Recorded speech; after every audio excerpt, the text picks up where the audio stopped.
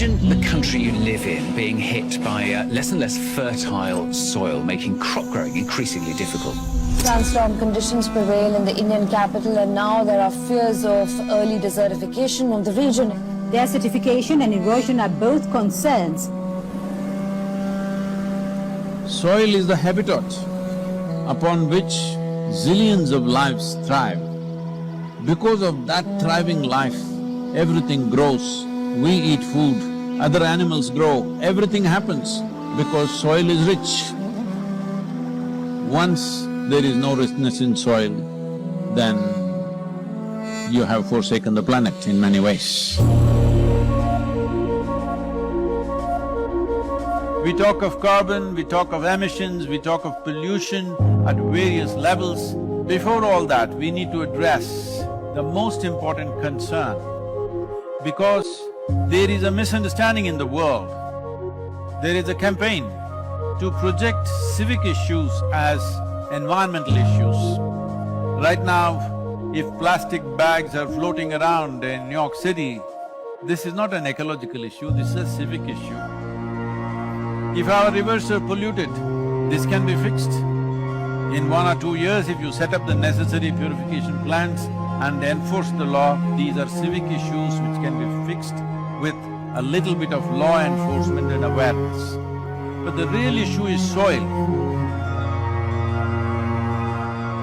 The United Nations agencies, with enough scientific data, they're clearly saying that we have soil, agricultural soil, for another 80 to 100 crops on the planet. This is 45 to 60 years is what we have agricultural soil. We are calling this as soil extinction. You've heard of dinosaurs going extinct, you have heard of dodos going extinct, but this is soil extinction is what we are looking at. The real problem is soil extinction because in the last 30 years, 80% of the biomass insects have disappeared from the planet. 80%. This is a suicide. You know, this is a real suicide. So in 45 years' time or 50 years' time, there will be serious food crisis on the planet, it's inevitable. When food crisis comes, well, whoever has the biggest guns will come and take the food. And the chaos and the suffering that we will create for populations around the world is unimaginable. Don't think only the poor people will die. They will kill the rich and rich will die. So this is not to paint a dark picture. This is a reality which has happened many times in our history, and once again it is being predicted by top scientists in the world. So what are we going to do?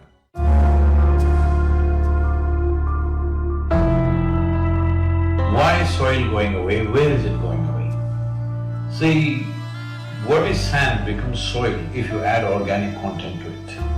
What is soil becomes sand if you take away all the organic content from it. If you go into a rainforest, the organic content in the soil will be over 70%. In normal agricultural soil, the minimum organic content that has to be there to call soil soil is 3 to 6%. 3% is the most minimum.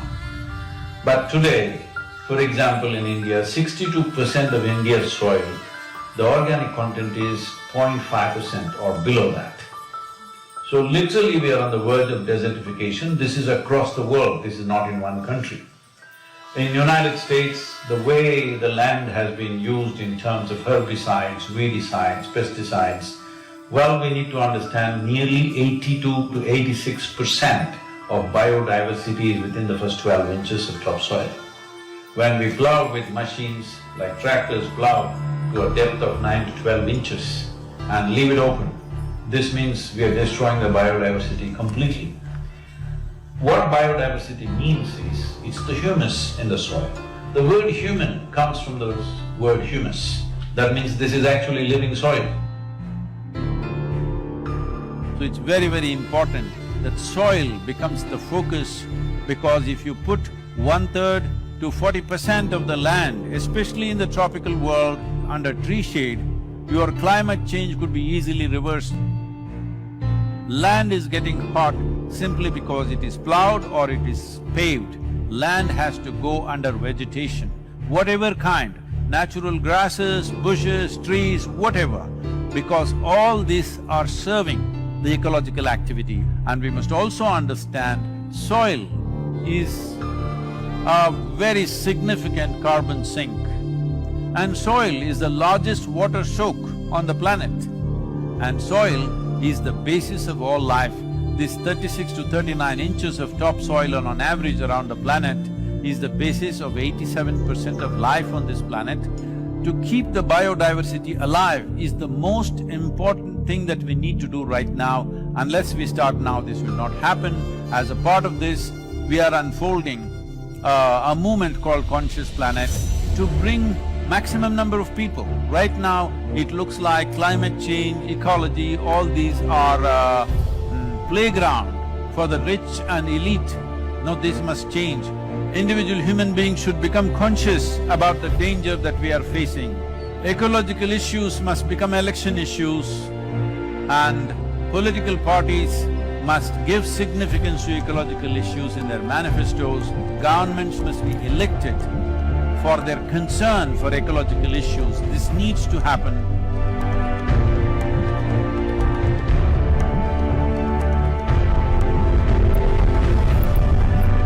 So we are seeing how to bring about a policy recommendation for 192 countries. The rally is starting on 21st of March, which is the equinox day in London. And from London, it's a single lone motorcycle riding through 24 countries, 30,000 kilometers, reaching the Kaveri basin where we are on ground working in a river basin which is 83,000 square kilometers, and 5.2 million farmers work here. The very body that we carry is soil. Without soil being rich and well, this body and every other life cannot be well. So in terms of ecology, in terms of climate change, the most important thing is that we need to have a conscious approach as to how we manage our soil, how we rejuvenate our soil, how we revitalize our soil. This conscious approach and creating a conscious planet is what is most important. Without involving large mass of people, this will not become a reality because we are democratic nations. Unless people say this is what they want, that is not going to happen. So let's create a conscious planet. Let us make it happen.